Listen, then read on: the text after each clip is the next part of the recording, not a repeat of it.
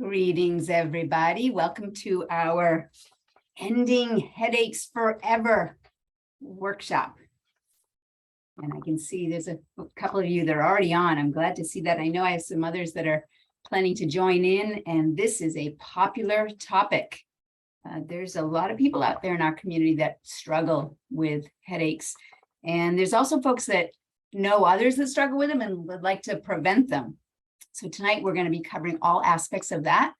And we want you to understand how we get our best results in our practice and the things that you can do for yourself as well. So to get started, first, a little bit of housekeeping. I'm going to just share my screen here, and that's going to help to keep me on track as well.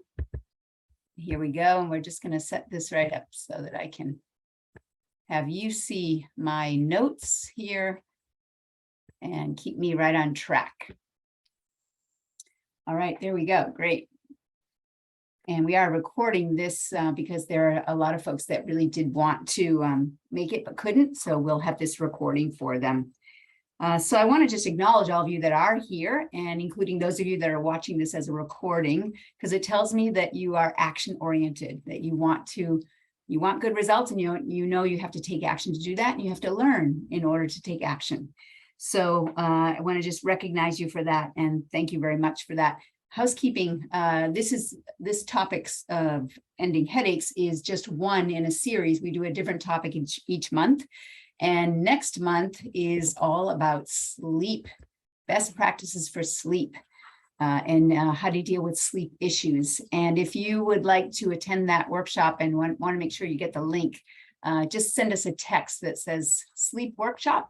Send it to our text number 802-985-9850, and we'll make sure that you get on the list so that you will get a notification of that workshop when it's coming. And that'll be at the end of October. And that is because we know it is getting into the darker time of the year. It's when the clocks start to change, and it's when many people struggle with sleep all year round, but a lot of people this time of the year, they may start to struggle with a little bit more. So I hope you can join us for that. So back to our topic of this evening. I have attended a lot of workshops myself. I stay very current on my continuing education. And oftentimes I'll attend a webinar or I'll attend a conference and I'll get some great information. And then I come home and I get distracted. And the next thing you know, I don't implement what I want, even though it's really good. So I hope that tonight is different for you and that you actually take some notes and you make a point to implement what you're going to learn this evening. So, definitely grab some paper and pen. There may be certain slides you'll want to take a screenshot of so that you can remember the points on those slides. So just be ready for that so that you can make sure that you can implement at the end of this. So let's get right to our topic, headaches.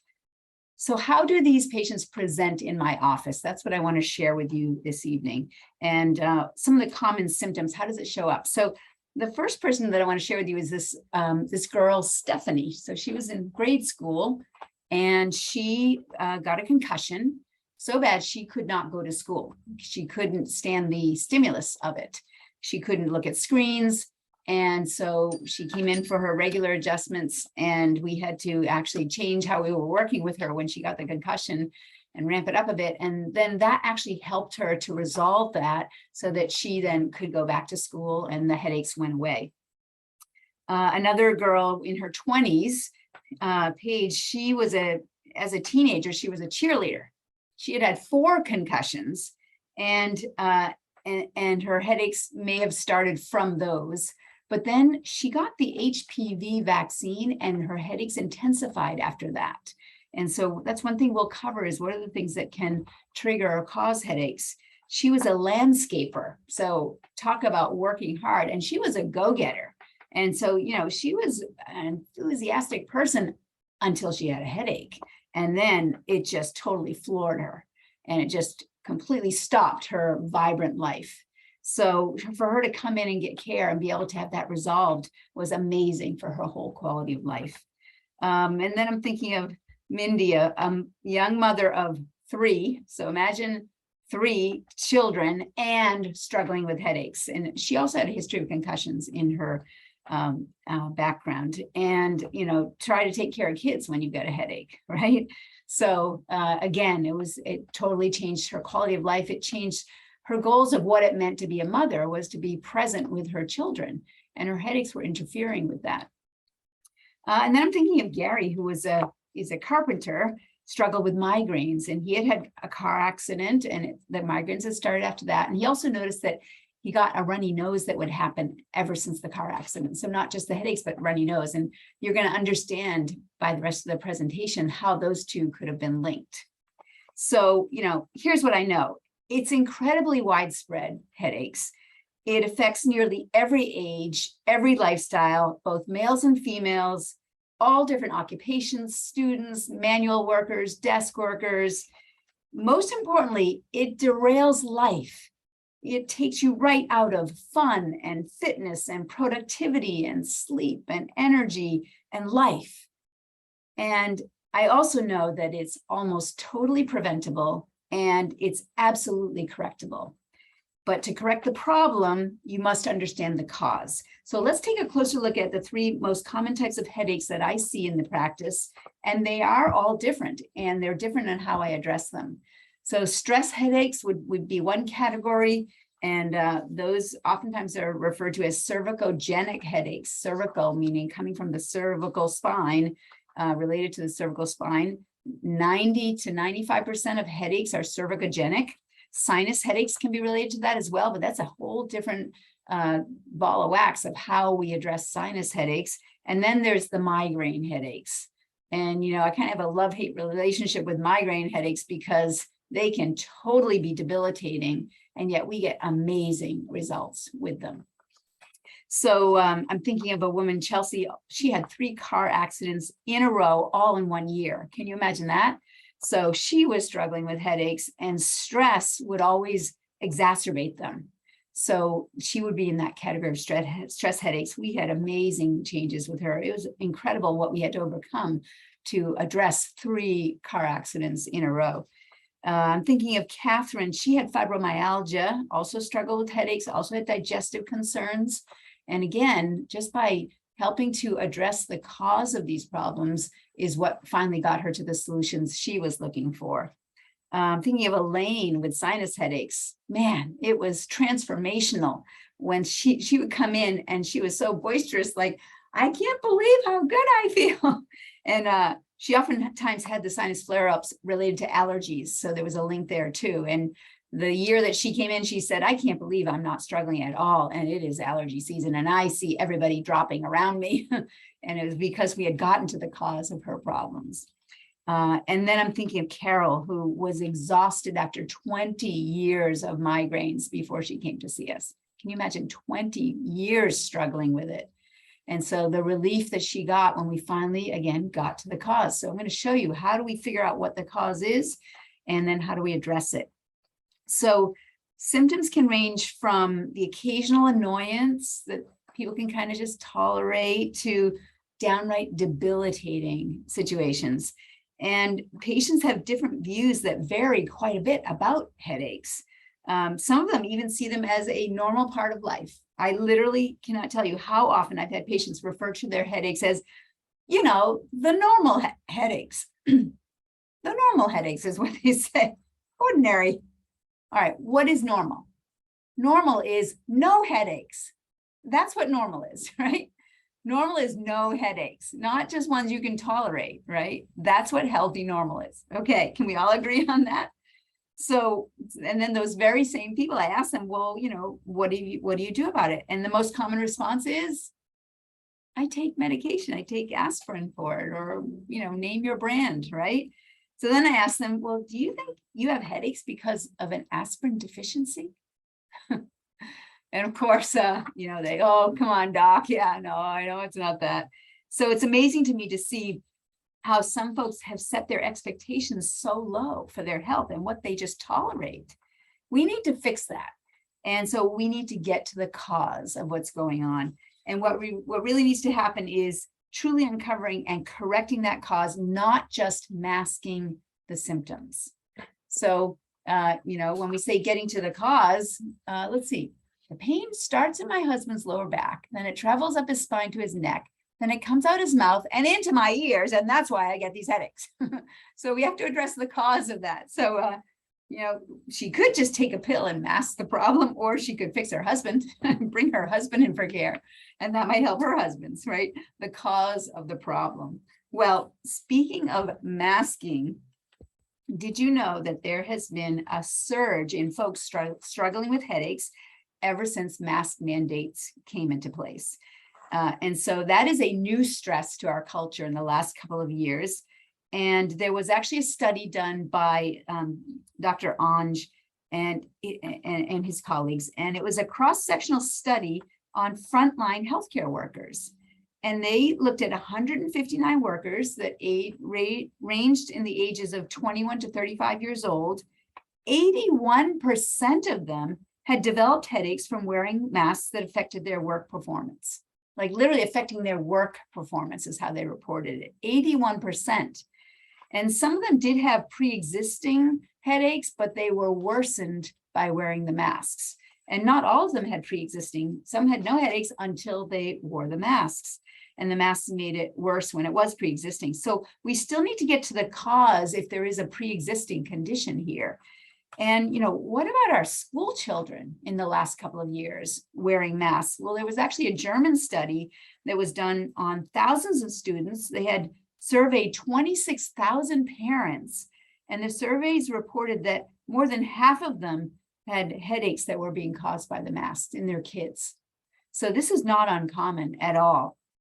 And so, we really do need to get to the cause of the problems, and yet there are some dangerous beliefs that we have that can affect the way we think about headaches. And that can lead us away from understanding the true causes. So here's one of the dangerous beliefs regarding headaches. And this is that headaches are the problem. If people think that headaches are the problem, then they're just going to do anything they can to just make the headache go away. Masking that headache with medication may sound like a valid solution. And we're going to look at whether or not that's a good idea. But what people expect is determined by what they believe.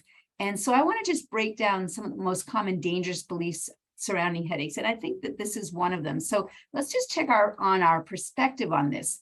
Headaches are not the problem. They are the effect of the problem. We need to find the cause of the problem to really correct it. So let's recognize that headaches are a symptom, and the symptom is really just the tip of the iceberg. So the headache is a symptom, whether it's stress headaches, sinus headaches, cluster headaches, migraine headaches. These are all symptoms, and they're just the tip of the iceberg because the cause is actually much bigger and it's hidden below the water. And that's what needs to be investigated to really address what the problem is. So, what are symptoms? Symptoms are communications from your body. It's your body trying to tell you something is wrong.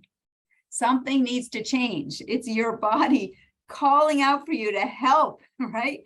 And to make a change, it's telling you that tissue is breaking down now. There is stress that the body's not adapting to, that you're moving away from health, that you're in trouble, and you need to address it. You need to make a change. So let me ask you, is that a smart warning system or what? It is a smart warning system. And so, is your body smart or stupid? It's smart. And so if we know the body is smart and it's trying to tell us something, then we need to start referring to the symptoms as body signals. And that's why we call this the Body Signals Program. Every month, we're going to talk about a different condition, and we're going to start to understand how to speak body language, how to understand that what these symptoms are telling us or these signals are telling us. And the key is, how are you interpreting and responding to the body signals? That's what makes all the difference. So if you listen to them and then just try to mask them so you don't hear them anymore and keep doing what you're doing, you're going to get a particular outcome from that. But if you respond and you make changes and you stop damaging your body and you start healing your body, right, that's where you're going to see the results. So ignoring them and just pressing on, maybe it'll go away, or maybe it's just part of aging, or these are just the normal headaches, or other stories that we tell ourselves. Or worse, do you try to just stifle them with drugs or dangerous chemicals that just suppress your body's communications so that you feel better temporarily, well, your problem is actually getting worse. Now, is that smart or stupid, right? So who is ready to learn a better way? Because symptoms or body signals, they're only the tip of the iceberg. And the way that you think about the symptoms is what's going to drive your choices. And that's going to drive your outcomes, which is critical. Because if you only worry about treating the tip of the iceberg, if you're ignoring the underlying cause and allowing it to become a bigger issue, then it's going to be a problem. So let's talk about symptoms and put it in perspective. This was a study that was run 3 times, actually, and it was a major study. And so the results were so impressive, they just wanted to repeat it multiple times over the years, 1972, 1988, 2004. And what they did is they surveyed a large group of people, and they placed everybody, they plotted everybody somewhere on this range. So they were going to land either in heading towards premature death, to somewhere in the middle, to high robust levels of health. That's where they were. And what they recognized from this research is that nobody was standing still. Everybody was going to be moving in one direction or the other. And the thing that was going to push them in one direction or the other was the sum of the lifestyle choices they were making. And that if they actually just went along with what the culture was, they were going to be, if they just lived by default with what the cultural norms were, they were going to be heading towards premature death. And what was also interesting is they recognized there were 3 zones here. There was the sick zone, there was the healthy zone, and then in the middle, there was the not sick zone, which was also the not healthy zone, except the problem was a lot of people were calling this the healthy zone, thinking there were only 2 zones, sick and healthy. But actually, there's sick, and then there's healthy, robust healthy, what is really healthy, and then there's not sick in the middle, which is not healthy. And you'll notice that this middle of the road place, there are not really any symptoms that show up here. But as you lose function and you're moving towards this premature death, the first thing that shows up is signs. There are signs that you're moving away from health. A sign is something you can measure, but it may not be something that you feel. So take that in now. You could be losing function, but not necessarily feel it. And that symptoms are something that you feel. So you can feel the symptoms, you know something's going on. A headache would be right here. So if you are already experiencing headaches, that means you're already right here in this, this continuum. And then when you're out of the headache, you might be here where we could measure signs that would tell us that you're still not at optimum function. Once things get bad enough that they cannot be corrected, that's called a disability. And that just tells you you're really losing function and you're really heading in the wrong direction. So again, if you ask yourself, where do you fall in this continuum? You know, if you're in headaches, you're already just, 2 steps towards disability. And everyone, again, is moving one direction. And there's also a velocity to the direction that they're heading. How fast are you moving in that direction? And again, it's going to be the result of the sum of your lifestyle choices that's going to push you in one direction or the other. So understanding symptoms, they are not something to ignore, but they are something that is going to tell us what direction we are headed. And we can think of them as body signals, as alarms. And so people are taught that symptoms are the best indicators of health. Well, really now, they're only going to be an indicator of sickness. They're not an indicator of health, because symptoms don't live from this point to here. And that doesn't tell you at all where you are in this range.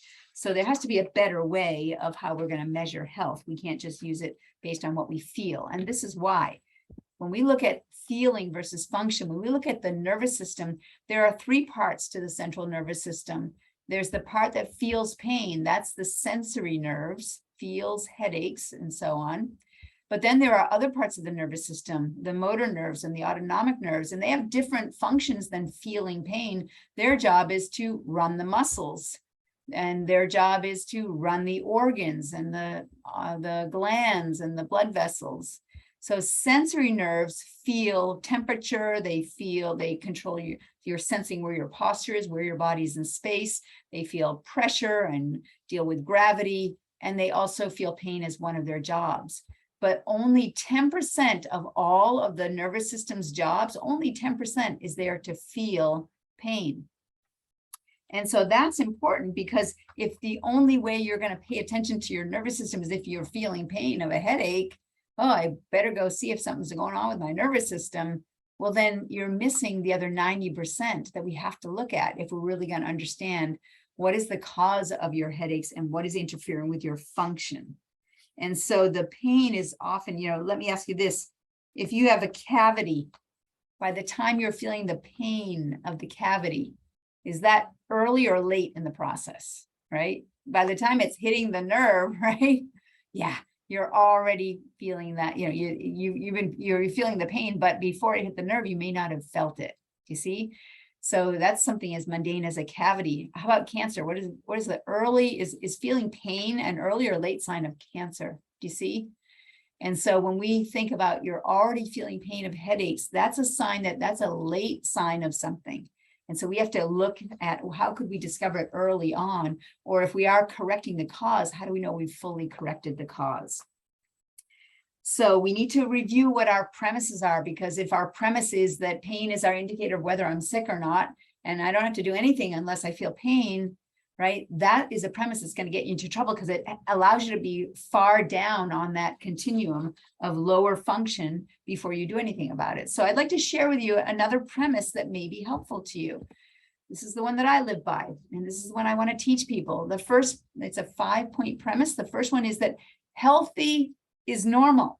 Healthy is normal. Unhealthy is abnormal. Headaches are abnormal. Healthy is normal. And the second part of it is our body is smart, right? Our body is smart. And if it's smart, then we're going to listen to it. And it's going to give us signals. And then we're going to ask questions. Okay, if my body is smart, what is it trying to tell me?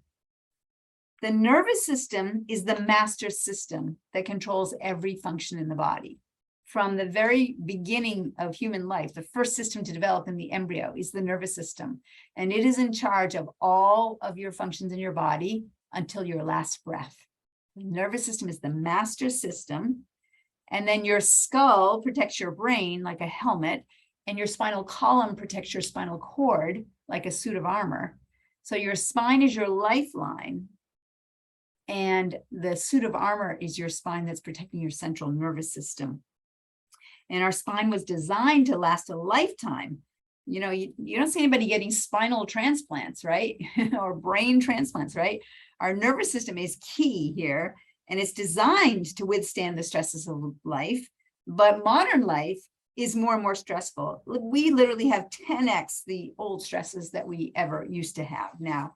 And that's literally measurable. That is 10 times the amount of stress that we have. So what is the answer to all of this stress that we have? Do we take drugs? Do we try to ignore these headaches? Or is there a better way?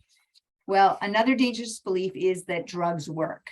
And, when I say that, what I mean is, it depends on what your objective is. So if your objective is, I just want these headaches to go away, then the drugs may look like they're working. But every drug is going to come with a side effect. And that drug is going to mask the symptoms so you don't feel it, but it doesn't necessarily correct the cause of it. So you actually still have the problem, you just don't feel it anymore. So if your objective is just to have the headaches go away, well, maybe you're successful by using a medication.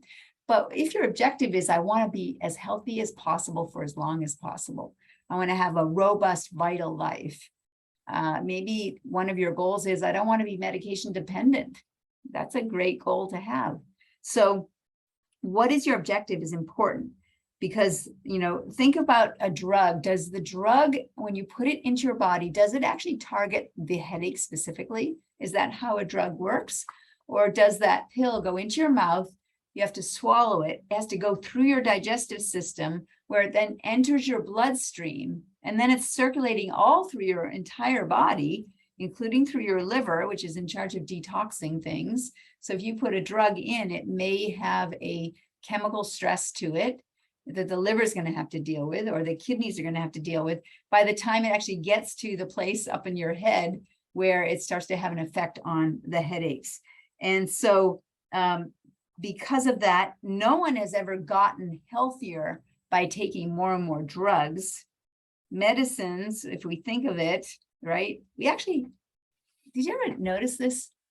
in our houses, where do we keep like the headache medication? Where do we keep that?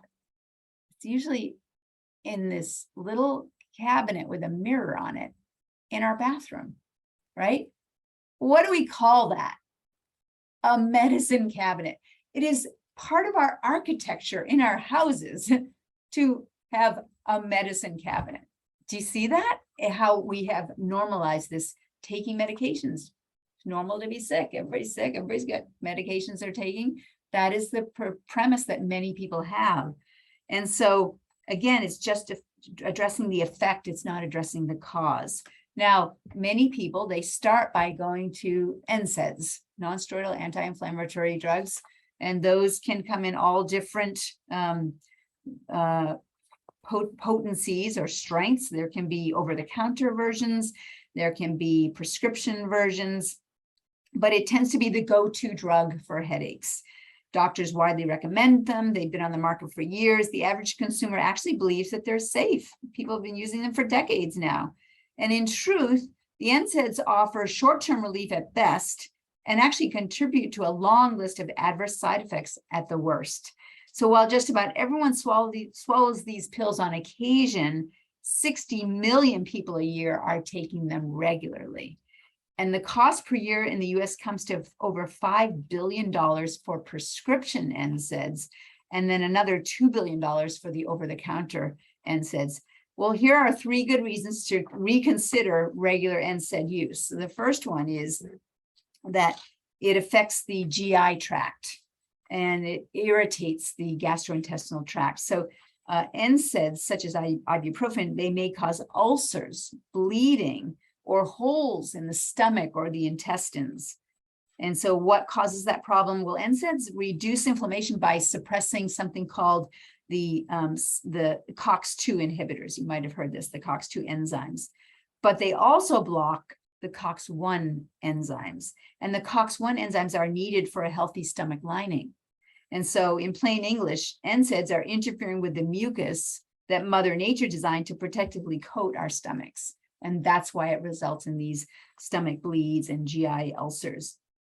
Another problem with NSAIDs is heart attack and stroke. Last year, the FDA announced that regular NSAID use, and not last year, it was actually in 2018 that they announced this, that NSAIDs can increase the risk for stroke and heart conditions, with the most common symptom being atrial fibrillation.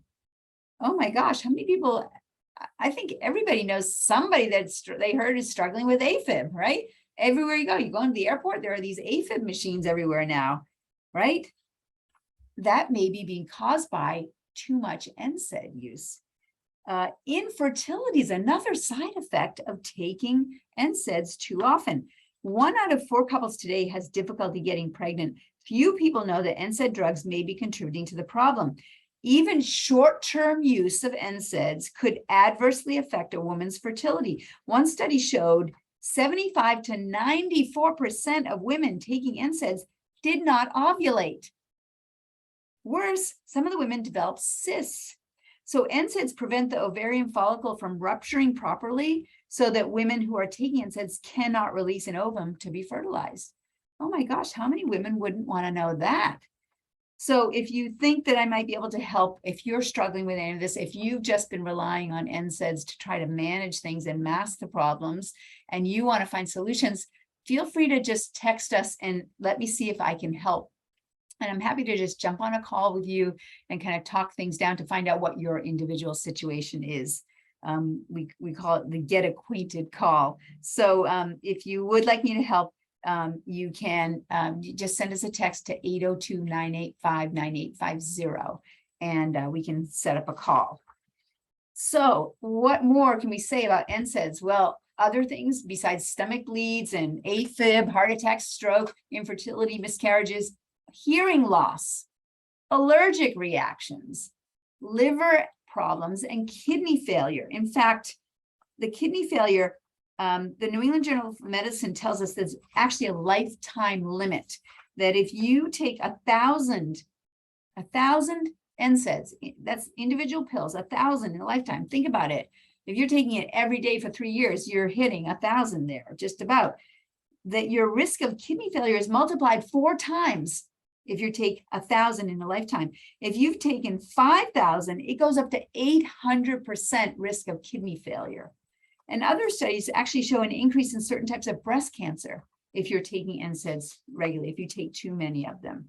So we need a better way than that. And I don't know if you know this, but September is actually Drug-Free Pain Management Awareness Month, right? Perfect timing for this webinar. And so who do you know else that's not on this webinar that needs to hear this information, that is struggling with headaches and are trying to manage it with medications? So please share this with them. In fact, if you want to take a screenshot of this, you can share it with them, even though they're not on the webinar. Just have them text us, say headache consult, HA consult, and text it to us. And then we can set up a conversation and see if we can help them too. So, you know, this is the problem, but let's see, what do we need to do for a solution? If you're using drugs to manage this, remember, headaches are not the problem. They're the symptom of the problem. Drugs do not correct the problem. They mask the symptoms of the problem. So you still have the problem, and the problem is going to get worse over time until the drugs don't work anymore. And then you're on stronger, more dangerous drugs, and then they have side effects. And now you've got new problems. And of course, you might find yourself thinking, oh, maybe it'll just go away, right? I've heard people say, yeah, I didn't come in because I was kind of just hoping I could ignore it and it'll just go away, right? Okay, well, what typically happens when you try ignoring things, right? They get worse, don't they? They get more complicated, they get harder to fix, more expensive to fix, right? So yeah, if you agree with me, you know, hands up on that. How many people would agree that if you ignore something, right, it only gets worse? So we need to just take action to get better results. And I don't just mean finding new ways to live around it either. When I say taking action, I mean action that's going to get to the cause. So before you can take action and try to solve a problem, truly solve it, we have to understand the problem. So let's take a hard look at the causes of headaches. Stress. So we are living in a world of enormous stresses, and the stress comes at us on 3 dimensions. Who here would agree that modern life is unnaturally stressful, right? Yeah, and if you're not raising your hand, Cheryl, I can't see you, but if you're not raising your, yeah, okay. Francis agrees, like, yeah, we're all in agreement that we have an unnaturally stressful modern world. And I want you to raise 2 hands if you think that it's only getting worse, right? Yeah. And next year, like, okay, hold on, right? Yeah, what is coming our way? So think about it. The stress, it comes at us from every angle. Physical stresses that might be called traumas. We have emotional stresses or thoughts, stressful thoughts. We have chemical stresses in the forms of toxins. We call these the 3 T's: thoughts, toxins, and traumas. You know, and yeah, who here has had a stressful day, got home and got a headache, right? Was there a trauma? No. Was there a toxin? No. Maybe, well, was there a thought? Yes, right? When you've had a stressful day, that tends to fall into the thought category. And so all of these stresses actually can cause a condition called subluxation. I know I can't hear y'all because you're muted, but everybody say subluxation. I want to make sure you're familiar with that word, subluxation. So subluxations can be caused by big stresses, like, you know, like I said, concussions are a big factor when I find people struggling with chronic headaches. So, so that might come from a car accident, a sports injury, a slip or a fall, a work accident. So obviously these are going to stress and damage the body, these macro traumas. And most people are looking for what the macro trauma was that could have caused their headache. And so oftentimes people say, I don't know, I didn't have any, I don't know what caused it. I didn't have an accident. That's the first thing they come to when they have these chronic headaches. Or maybe they say, yeah, it was a long time ago, but why do I still have these headaches? So let's zoom in on the even bigger risk factor in modern life, the real culprit behind so much of the neck issues that we see today. It's the micro traumas. That is the big problem that we have, the micro traumas. And I want you to just notice here, these are people doing something that we think of as a normal thing, but there's some trauma that is happening here in what we're looking at. And so, you know, you've heard the expression, don't sweat the small stuff. Yeah, the small stuff like Ebola viruses or COVID viruses, those are small, tiny little things. Bullets, those are small. Jellyfish, those are small. That expression does not apply here. Like there's many cases where it does not apply. The small stuff is important. Micro traumas are very important. Postural stress is associated with sitting in front of a computer monitor or a laptop or a tablet or a mobile phone, a handheld device, right? And collectively, this is a phenomenon known as tech stress. I know you've heard of it, tech stress. It is arguably one of the most serious health threats of our modern world. And we've completely normalized it. So yeah, so micro traumas, just get this, doing this one time is not the cause of the problem. Doing it for a moment, that's not what the cause of this is. It's that over time it accumulates. That's what the problem is it's cumulative. And as it accumulates, it then tends to perpetuate subluxations. So we can have a big jarring of the spine like a concussion, but then there are things that we're doing that then cause it to perpetuate, cause it to persist. And so the subluxations, let's unpack this a little bit here. So a subluxation is where there's a joint misalignment causing soft tissue damage. That causes inflammation, which then leads to nerve irritation. So you can see the redness here in the disc that is bulging out, putting pressure on the nerve, and that's squeezed between the bone and the disc, right? So there is irritation that is happening here. And when this nerve is irritated, any extra movement in this joint is just going to irritate it more. And so your smart body will spasm the muscles around this joint to lock it down, to strap it down, to stop the movement, to try and minimize any more irritation to the nerve. So that is your smart body doing that. How many people describe their headaches as tension headaches? When there's tension, that's a muscle tightening up, spasming. And then people think, well, if I could just take a drug that caused the muscles to relax, that would solve the problem because this is from tension. And then people take a muscle relaxant. So the muscles that were trying to protect you now can't do their job and the pain is still there. So then you're saying, okay, well, I got to take a painkiller too. Now you're not feeling it as you continue to tear up that nerve that your body was trying to protect you from. Now, is that smart or stupid, right? Taking a muscle relaxant, right? When that was your smart body trying to protect you. So when we spasm those muscles, this disc, it's only going to get nutrients, not from blood supply, but from sucking water into it like a sponge, sucking fluids in. It gets its nutrients that way. And then to get toxins out of it, it has to squeeze them like a sponge to squeeze the toxins out. So the discs do not have a good blood supply. They only have what's called imbibition as a way to get nutrients in and toxins out. So when we strap a joint down, we strap this down, it loses imbibition, and that joint fixation actually can cause that disc to deteriorate over time. What also happens is the mechanoreceptors in this joint that are feeding the brain, that are sending messages to the brain to tell the brain what's happening here. When we move a joint, we send signaling to the brain and the brain knows what's happening from that movement. If we stop moving it, we stop sending signals to the brain and the brain starts to lose track. Like, what is going on down there? I'm not getting any signals. And then the brain goes into a stress mode because it's lost track of what's going on. And it goes into global stress, like, hold on now, everybody, because I'm not getting good information here. We got to figure this out. And it goes into stress. So we then will flood the system with cortisol, with the stress hormones when we have subluxations. And so that leads to more stress. And of course, stress is what seems to cause many headaches.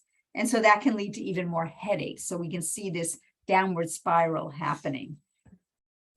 So the causes of subluxation are life happening, jarring of the spine, as well as the bad habits that accumulate and add together over time. So this is a problem that is cumulative.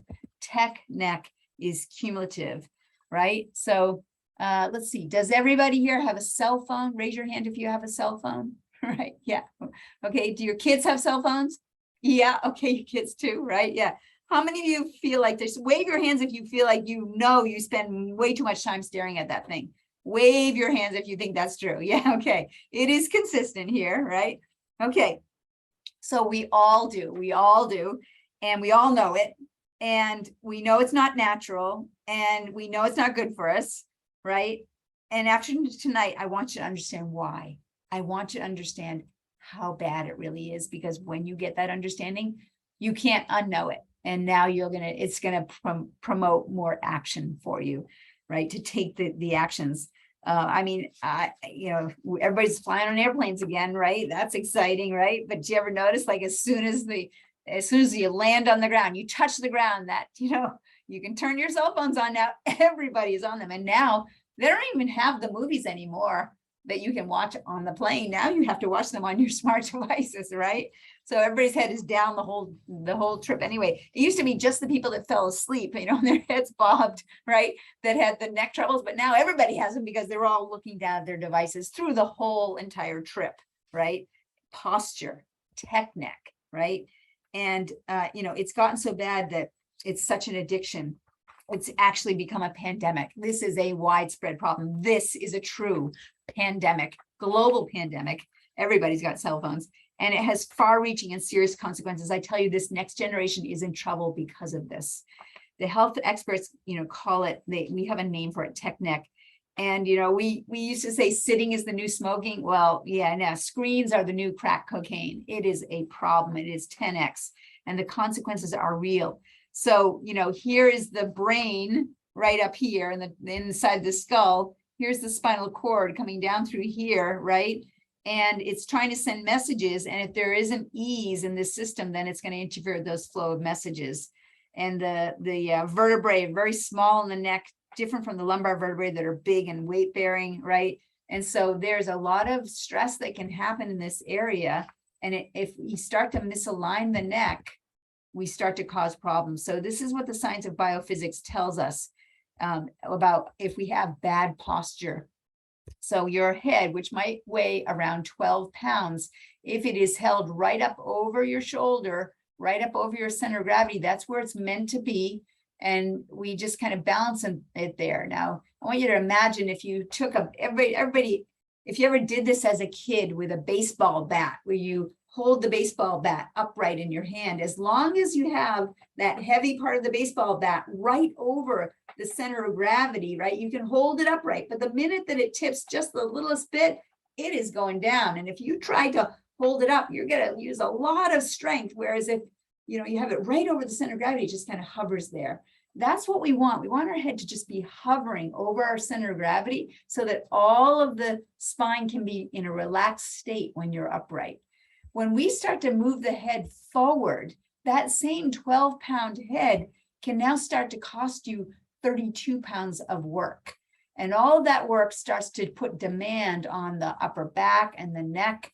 And the further out in front it goes, the more weight, the more demand it puts on our spine. For every inch forward, it doubles the pressure on the neck. And so that is a problem, and if you look at this last guy over here on the right, just put a cell phone in front of him. And that's what people every day, you're going to walk by them all day long. And the scariest thing is when we see kids like this. Like I said, this next generation is in trouble.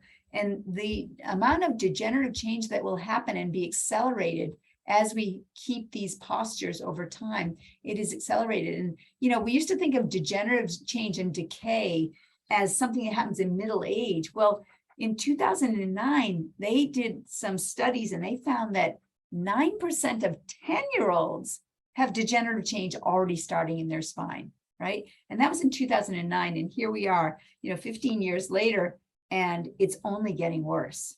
So subluxations cause joint misalignment, soft tissue damage, inflammation, nerve irritation, muscle spasm, lost imbibition, joint fixation and degeneration, and that then leads to pain and headaches, which is our topic of tonight. And so it's often the cause of many of the symptoms like headaches, whether they are stress headaches, sinus headaches, or migraine headaches. So remember that what you feel when you're feeling pain, that's only 10% of the nervous system's jobs. The other jobs are running function. So running the muscles. So we just talked about tension in the muscles as one of the things that contributes to this sensation of a headache. We talked about the sinus problems with headaches. These are all different types of headaches, but I'm going to show you how they link to certain subluxation patterns. Now, before we do that, I want you to just go through something with me, just it's experiential, right? So remember that less than 10% of your nerves feel pain, actually much less. And so commonly, we're going to have losses of function without ever feeling pain or any other obvious symptoms. And so the most common symptom of subluxation is no symptom at all, right? That's the most common symptom of it. So I want you to just check this out, how immediately we can see a change in function when we put stress on the spine. I want you to actually, this is the only time you're ever going to hear me say this, I want you to sit in poor posture right now. Sit in poor posture, right? Like you've been on your cell phone too much, right? And now just try to take a breath in, as big a breath as you can, just in that posture. Okay, and now I want you to sit in the best posture you can come up with. And now try to take another deep breath in. And tell me if it was deeper, right? So right then and there, we just had you have an experience of a loss of function that's related to structure. If we compromise structure, if we have abnormal, aberrant structure, we're going to have abnormal, aberrant function. And that will affect our health over time. And when our health drops in function, that's when we start to get the signals that we need to make a change, such as headaches. So let's take a look at the nervous system in a little bit more detail. I like to think of it as a fuse box where the circuit breaker is, right? And so we know in our houses, if the circuit blows, we know there's a certain room in the house that's going to be affected where nothing's going to work now. And so we know if we walk into a room and nothing is working, we don't try to change the light bulb to see if that light would work. We're going to go right to the power source and try to flip that switch to get the power going again. And so chiropractors, if something is not working in the body, we go right to the power center to see if there's anything interfering with that function. And we know what the map of the nervous system is. We know where these nerves go. And so you can see here, the nerves in the upper part of the spine, they actually go up into the head, the sinuses, and there are nerves that go right up over the top of the head, right up into the frontal cortex, the frontal part of the brain, the frontal muscles here, the temples, the occiput. These are some of the places where people will feel headaches. There are nerves that run there. We also see that there's a nerve that comes out here that goes to the heart and the lungs and the stomach and all the way down the spine. So I'm going to share with you some of the factors that seem to contribute to headaches. And you're going to see that actually dysfunction in some of these organ systems can be contributing to headaches as well. So we're going to unpack this a little bit. And just, I want you to see how all these things relate. So some people, when they have stress, they'll get a stress headache. Other people, when they're stressed, it affects their immune system and their allergies get worse. And then they get sinus infections and then they get a headache from that. Other people, their blood vessels go sideways and they get migraines that are throbbing, and it may be because of the circulatory system being dysregulated. So all these things can affect the nerve supplies, all the different parts of the body, and each of these can affect function in different ways. And so, for example, if you have subluxations in your neck, that actually can start to cause the joint fixations, and the nerve irritation can cause arthritis in the neck. It can affect your shoulder, your arm, your elbow, your wrist, carpal tunnel, hand problems, and headaches. So it can go down into the upper extremity. It can also go up into the head for headaches.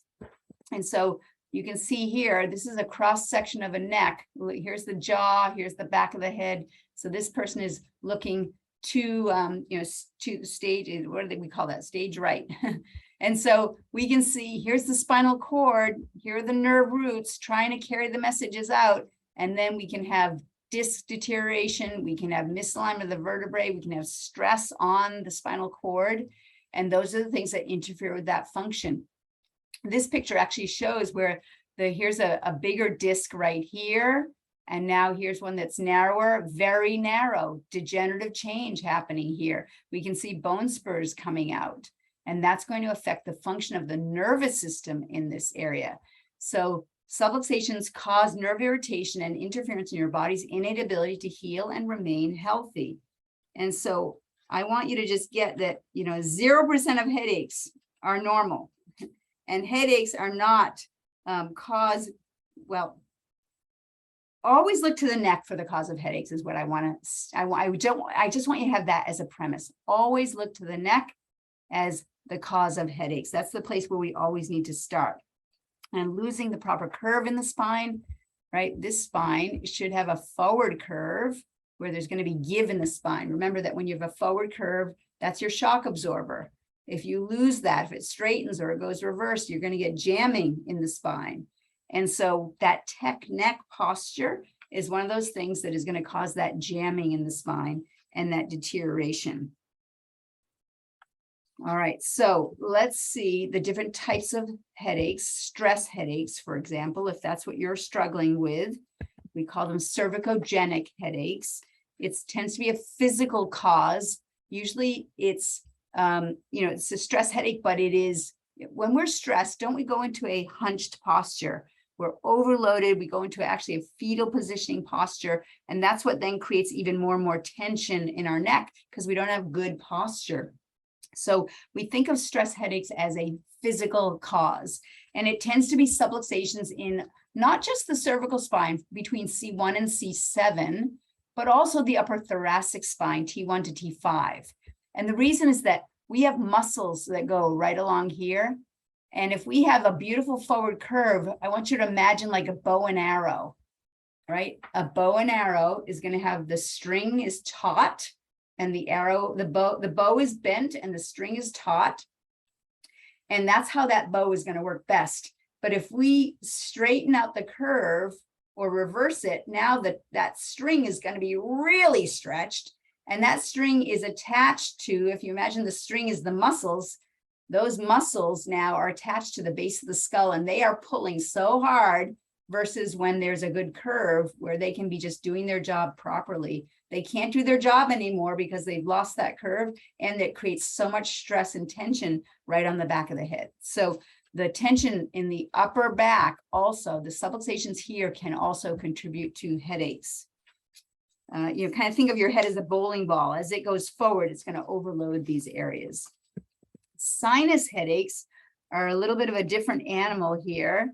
And so the nerve supply to the sinuses, it tends to be coming out of the C2 area, but also C6 and C7 can be related to that as well. We tend to think of sinus stresses as a chemical stress phenomenon. Chemical stresses are the thing that are pushing this. So it may be food allergies that people have, or allergies to the environment, mold, that sort of thing. It could be that our immune system is not properly working, so we have sinus infections and the sinus headaches that come from that. So we think of this as chemical in nature. And C6 and C7 is the nerve supply to the sinuses, the thyroid, the throat, the heart, the lungs, and so on. So we think of it as chemical. Migraines, yeah. So a migraine is a headache that is 10x with light sensitivity, and you just can't function as you're going through it. You just need a dark room. And so migraines will tend to see not just the thoracic, not just the cervical spine, kind of this CT junction here, the cervical thoracic junction tends to be the place where migraines seem to emanate from. C6 to T3 here. C1 and C2 also, upper cervical also. And 9 out of 10 of these people are going to have a reversal of the cervical curve. It's going to be almost without exception that there's going to be a loss of the curve in the spine and a reversal of it. Now, the lumbars here, L1 to L2, they also may contribute because they innervate the intestines, and there can be toxicities that can cause headaches. So that can be part of it as well. While I have this map of the nervous system here, I just want to mention a few other things that can contribute. So blood sugar can also be something that can trigger headaches for people. And so the pancreas is right in through here. And so if our blood sugar is going sideways, people that say, I got a headache because I didn't eat. If I wait too long to eat, I'll get a headache, right? That'll tend to be more of a blood sugar handling concern. And so the lower cervical spine, as well as the mid-thoracic spine, can be one of the culprits there. And dehydration is another factor, right? And that's because our whole body needs to hydrate. So that's where the fluids in our body, if we don't have enough fluids, we need fluids for every reaction in the body to occur. So if we're not taking water in properly, we're going to have to create fluid for ourselves. So the way the body creates fluid is it uses histamine to do that. Histamine, if you think of when people have allergies, they take antihistamines to try and reduce the mucus, because histamine, the way when we are flooding the system with histamine, we produce mucus, and mucus now is a liquid that we can use as a carrier to move things around the body, right? So if we don't have enough water, we're going to have to create mucus instead of that. So many people find that if they're dehydrated, that their headaches are worse. And especially something like sinus headaches, you get hydrated, you're going to cut those down big time. So hydration is really important there. So what are the things that we do to correct the cause? And, remember this belief that there's nothing that can be done. I've had people come to me, like the woman that was struggling with migraines for 20 years, she thought nothing could be done. She just had to live around them. That's a dangerous belief, especially if you haven't looked at, is my nervous system clear or not? If nobody ever shared that idea with you, that premise, then you may not have ever thought to where you could look next. So there's nothing that can be done. That is a dangerous belief. And I oftentimes hear it, but nothing could be further from the truth. So what do we do to help folks with headaches? We use a three-legged stool model. And this consists of things that you need to stop doing, things that you need to start doing, kind of like a traffic light, things that you need to kind of slow down on. So green, red, and yellow. And so when we look at this three-legged stool, there are bad habits that we need to change, and we need to create good habits. So stopping the bad habits, those are all about how you eat, how you move, and how you think. And we're going to unpack each one of those. And I want you to think of these as these are the micro traumas. These are the bad habits, are the cumulative micro traumas that we are persisting in doing, which keep pushing and making the subluxations persist. And so we're going to unpack these, how you eat, how you move, and how you think. And then adding specific exercises, I'm going to teach that to you. And then chiropractic adjustments, I'm going to show you the importance of that and how do you find out whether you need to do that. So eating right, eat right. This is key. So see, these are some of the things that I'm going to be covering with people when they come in. I may need to test them for foods that trigger their headaches. We may need to look at an anti-inflammatory diet or a low histamine diet. And so again, this is going to be that chemical stress category of micro stresses. Also, we may test them for tissue-specific nutrients that they have deficiencies in their body that we need to reconcile those nutritional deficiencies. Their body's not able to work right because they have deficiencies. They may have toxicities in the body, so we may need to do some detoxing of their body as well. They may need to look at that blood sugar handling piece. So shifting them from being a carb burner to a fat burner will actually help to stabilize that low blood sugar. And we may need to look at the immune system and hydration if it's sinus headaches. And what do we need to do to actually support a healthy immune system? And how you eat may be part of that. You may be doing things that are feeding the fire of inflammation without knowing it. So teaching you that anti-inflammatory diet and so on, so that you stop recreating all the stresses that are causing the subluxations to persist. We may need to look at supporting the endocrine system, especially with migraines. That is a factor that oftentimes comes up. And again, as I said, possibly some heavy metal detoxing or other types of detoxing. There's a new complication that we actually have to look at, which is the reaction to the jab, the COVID shots. And sometimes I had one patient, she had debilitating headaches and they were stabilized.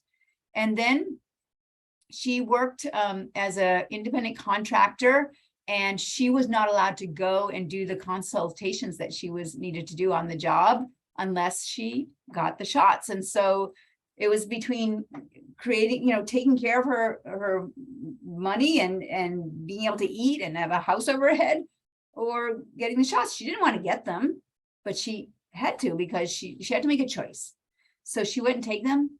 She went sideways she got her migraines back in such a debilitating way that she couldn't work. And she couldn't work anyway, right? And so it was a whole process that we needed to go through to just clear her system from it. So I actually have seen an increase in people, and we've had to do some very specific testing with people to see what's needed to actually clear their systems from the adverse complications that they got. Another new factor is wearing masks. It actually alters the CO2 oxygen balance, and it actually happens to be one of the most common side effects for wearing masks is headaches. It's one of the most common side effects, along with a host of others. So these are other factors that we now have to reconcile in our modern world. All right, so that is how you eat, and we want you to eat right. Now, as far as supplements go, I will tell you that there are some common nutritional deficiencies with headaches, although I do prefer to test each individual person.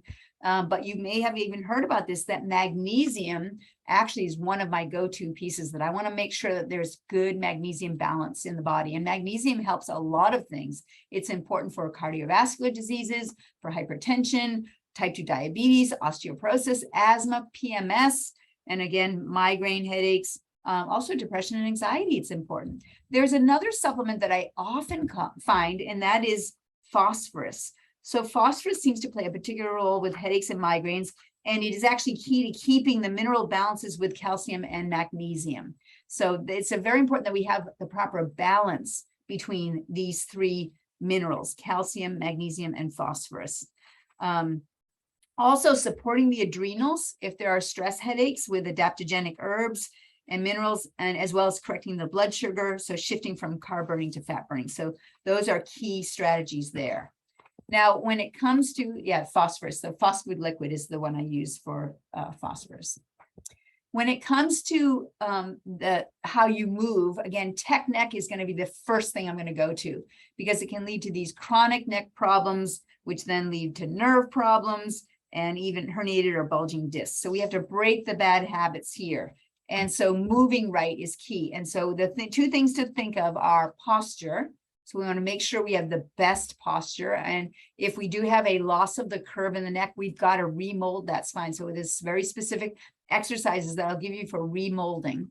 And then once your system is more stable, burst exertion exercise actually shows that it helps with headaches as well. And burst exertion is also known as high intensity interval training. But basically it's that idea, it's the same idea as playing tag, right? Don't you remember when you were a kid playing tag, right? Run, out of breath, rest, hide, rest, hide, rest, run, right? That's what burst exertion exercise is. So it's exerting yourself to the point where you're panting so that you can't talk in a short burst, and then, still moving, still exercising, catching your breath, and then going for another burst. And so that type of exercise actually shows to, in a big way, help with headaches. So again, that's how to move right. And then we want to think of posture exercises. So this is one of the best exercises for people that struggle with headaches. We call it the life extension exercises. You may want to take a screenshot of this. The acronyms we use are YWLT, you will love this. And so you can see that this woman, she has her arms in the shape of a Y. And so that's the first letter that we want to create here. And so we're gonna stretch our arms way up to the sky, and we want them to be in the same plane as our head. So they're not out in front of us, they're up next to our ears. So that's the Y, and we hold it for 20 seconds. And then the second letter is W. So we're going to put our elbows into our back pockets, push our elbows, try to get our elbows into our back pockets. So we have a bend in our elbows, and then our elbows are trying to go into our back pockets, right? So we're pushing them down and back. 20 seconds there.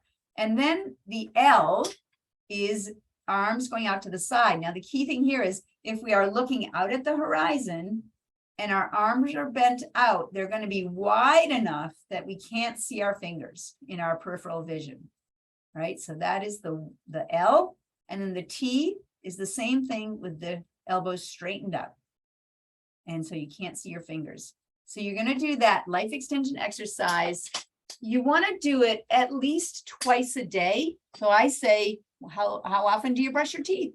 Twice a day. You do that so that your teeth will last you your whole life. And so these are life extension exercises. You want to do them twice a day as well. So at least twice a day, and just do it when you brush your teeth. Now, if you're on screens, you better be doing this every 2 hours. Yeah, to help to reconcile that. So that is key to reconcile that flexed posture, right? So everybody got their screenshot of that. And you want to, again, you're going to combine with this with the other corrective exercises that I give you. All right, think right. So this is important as well. Stress headaches are often from our thoughts. I love EFT, emotional freedom technique, tapping on the endpoints of acupuncture meridians as the fastest way to turn the stress switch off. And if you're in the practice, I'll give you the link to that workshop so you can go and learn that. And I have great news. We're actually going to start to have EFT nights. Every couple of weeks, when I have an EFT night where you can actually come in and do EFT in a group setting. So stand by for an announcement on that, of when we're going to start that and launch that. I also find, for thinking, if you're stressed, that the adaptogenic herbs oftentimes are going to help headaches. And that's ashwagandha would be an example. Kava, CBD might also be something that will help with headaches. And again, it's to help to manage them, but ultimately we want to correct the causes so that you are managing your stress effectively and not necessarily have to rely on these things. So, but this is a bridge to get there. And then rest will affect how you think. And so this is kind of both a physical stress and a thought stress, a mental stress. But sleep and downtime would be another aspect of rest. So having downtime. If you don't create it as a rhythm in your life, yeah, that's when you're going to be stuck in the dark room resting because you just can't do anything else. So how about being proactive and just put that into a rhythm in your life, getting good sleep. And if you're not sure how to get good sleep, if you're struggling with that, then come on our next month's webinar. It's all going to be about sleep issues. All right, so those are the key things: how to eat, how to move, and how to think. So that is breaking the bad habits, doing the spinal exercises, and now we get to the third leg of the stool, which is chiropractic adjustments. So how do you know if you have a subluxation? Well, we use different criteria for measuring that. So we use instrumentation that measures the nerve supply to the muscles. So we can see where those tension muscles are up around the head and the neck. We can actually measure that. And so if you're not having a headache and we do our scans and we're showing all kinds of tension there, it's just a matter of time before it starts to spill into the symptoms. So the signs may be there. This is the way for us to measure the signs. We also can look at the nerve supply to the internal organs. So what's happening in the blood supply up into the head, what's happening in the nerve supply to the pancreas or to the immune system or to the hormonal system. We'll use motion palpation of the spine, feeling the motion in the joints. Is there give there or is it fixated? If it's fixated, chances are your body has locked that down into a subluxation. It's strapping it down, trying to protect you. And then even just the static palpation, feeling the positioning, is it out of alignment? Visualization, looking at posture is a key thing. And you can do this. You can look in your household and take turns checking each other's posture. If you stand with equal weight on both feet, looking straight ahead, and someone's evaluating you, you can even look in the mirror. Is your head actually level or is it tipped when you thought it was straight? Is it actually rotated a little bit, right? Are you cocked off to one side? Is the shoulders tipped? Are the hips tipped? Or do you have that forward head weight bearing? Is that what's happening? So visualizing the posture is part of our analysis. And then the x-rays actually also help to show us how long has the problem been there if there's already degenerative change that it's gotten a start. And so if we do find that you do have subluxations, then chiropractic adjustments in a rhythm is the best way to address that. And so we want to, how do you know if you have subluxations? We have to check you. So if you have not been checked in a while, or you know somebody that has never been checked, you can share this with them and just send us a text. Headache 985-9850-802. All right, 802-985-9850. Send us a text and just let us know, and so we can set up a phone call and see if we can help. We'd love to see if we can help. give us that chance to see, because there's no reason that anybody has to live around headaches. And the last dangerous belief is, maybe the problem will just go away if I just ignore it. So procrastination is the thief of health. It is the thief of health. So anybody that knows somebody that's struggling with headaches, if you're not already under care, we actually have a special. The usual cost of doing the scans and the examination is $210. But if you come into the office and you let us know that you've seen this webinar, then we're going to cap it at $47 for you. That's fair enough. I mean, the scans that we do, it's technology that the astronauts do.